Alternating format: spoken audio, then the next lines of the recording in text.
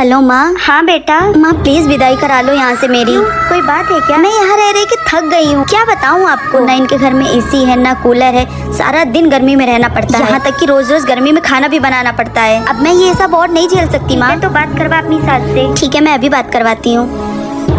माँ जी। हाँ बहू, मम्मी बात करेंगी आपसे। हेलो। हाँ समदन जी, प्रणाम प्रणाम।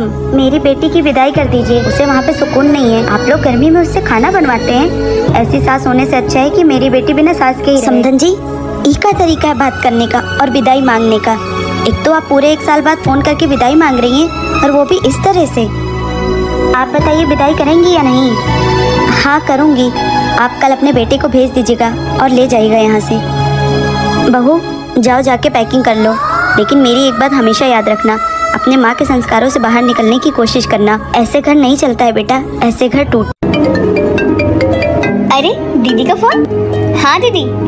छोटी, माँ की तबीयत बहुत ज्यादा खराब है। शायद माँ अब इस दुनिया में नहीं रहेंगी। छोटी, माँ की आखिरी तमन्ना है कि तुझे एक बार देख लें। जितनी जल्दी हो सके तू माँ से मिलने आ जा छोटी।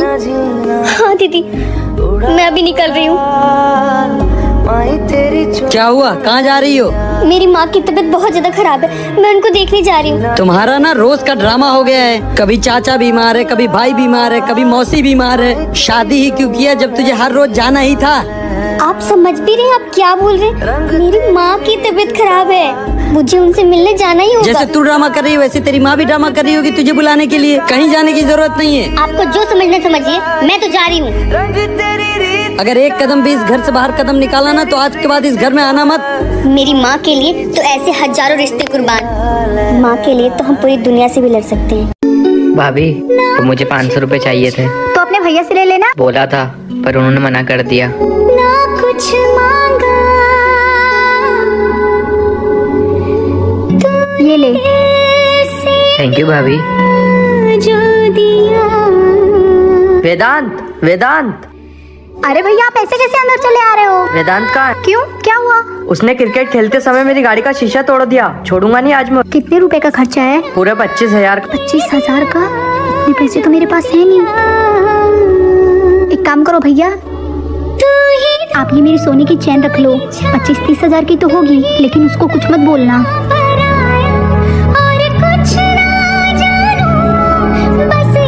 भाभी, आप मेरे लिए इतना कुछ क्यों करते हो? तुझे पता है, जब मैं इस घर में शादी करके आई थी तो बिल्कुल इत्तू सा था। तब से मैंने तुझे देवर की तरह नहीं, अपने बेटे जैसा पाला है।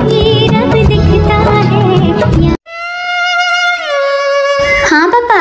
20,000 रुपए कम पड़ रहे हैं। मेरी सैलरी इनके अकाउंट में आ गई है, मैं ट्रांसफर करवा देती हूँ। ठीक है बेटी। ठीक है पापा। सुनिए, पापा के अकाउंट में 20,000 रुपए भेज दीजिए, मैं नंबर बता रही हूँ। नहीं है मेरे पास पैसे। अभी 2 ही दिन तो हुए सैलरी आए हुए, क्या हुआ पैसे? अब हिसाब लेगी तू उससे? नहीं, मैं आपसे हिसाब नहीं मांग रही, लेकिन पापा मांगे हैं, मना कैसे कर सकती थी? आखिर उन्होंने तो मुझे पढ़ाया लिखा इस काबिल बनाया कि आज मैं नौकरी कर रही हूँ।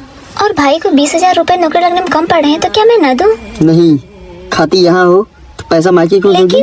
जीवन अपना सारा।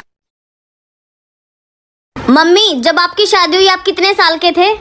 मैं थी 16 साल की, और जब 20 साल की थी जब तक बूढ़ू हो लिया था मेरे। और अब मेरी उम्र कितनी है? तेरी उम्र 24 साल।